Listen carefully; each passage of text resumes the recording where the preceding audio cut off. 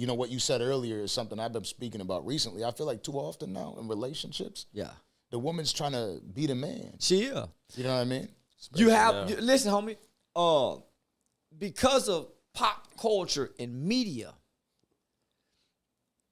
you have at least two recent generations. I'm gonna say at least 20 years.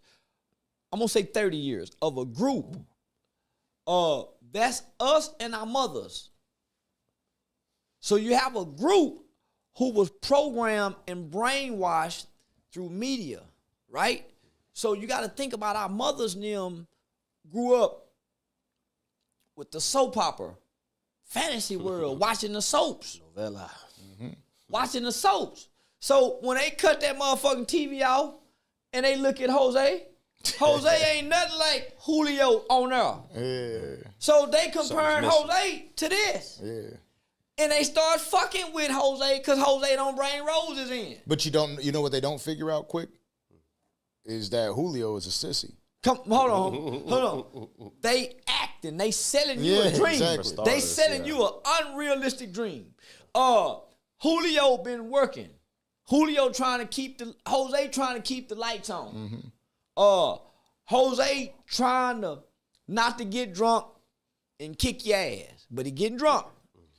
You watching this fantasy world with your unrealistic expectations of a man based off what you seen because you didn't see these traits in a father. You didn't see them. You see what I'm saying? Yep.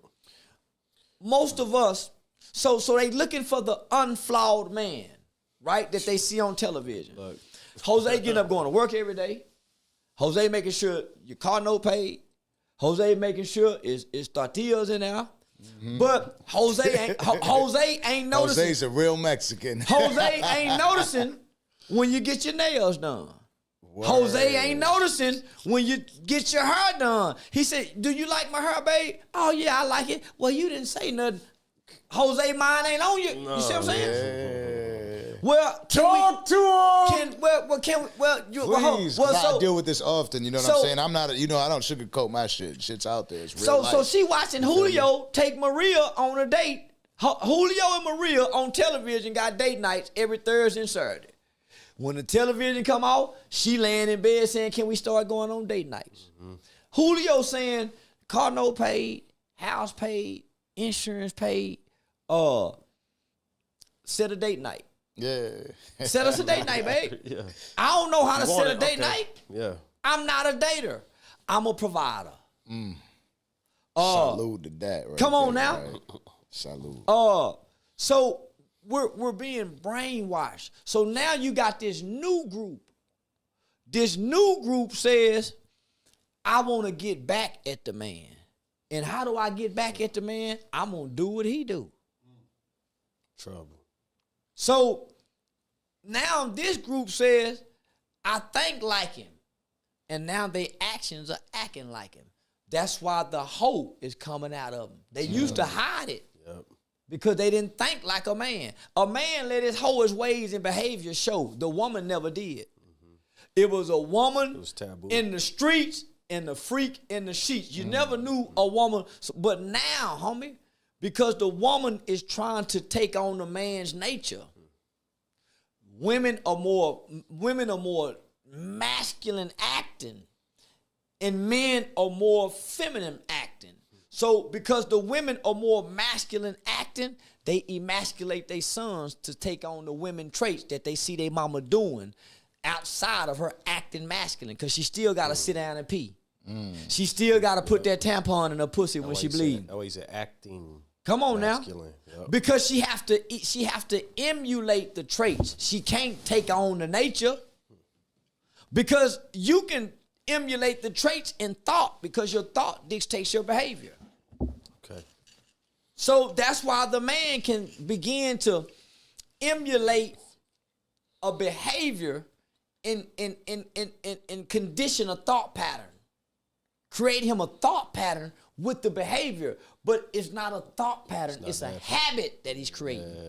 He ain't rewiring his brain. He can't tap into that side of his brain. He don't have the power to. So what he has to do is he has to emulate these traits emulate these traits and reprocess his thoughts, but he can't tap into that, my nigga. He just gotta mimic. He gotta mimic actions, homie, and the actions have to try to. The thought ain't real. It's just not. The thoughts are not real, homie. That's why they holler I was born. Those thoughts ain't real, my nigga. Can I say something? Are we? Yeah. I look at the camera. Yeah. I'm not sure if you hear the conversations. We had Charleston White up here 3 times. Right.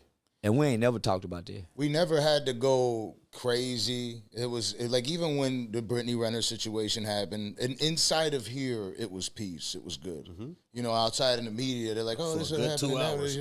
Yeah. We've offered some of you to come up here to have a conversation with Charleston White, and I feel like it would be a phenomenal conversation, but for whatever reason, they don't feel comfortable with it. I do want to highlight this one because it did bother me. I offered Dr. Umar a chance to sit down and have a conversation with you.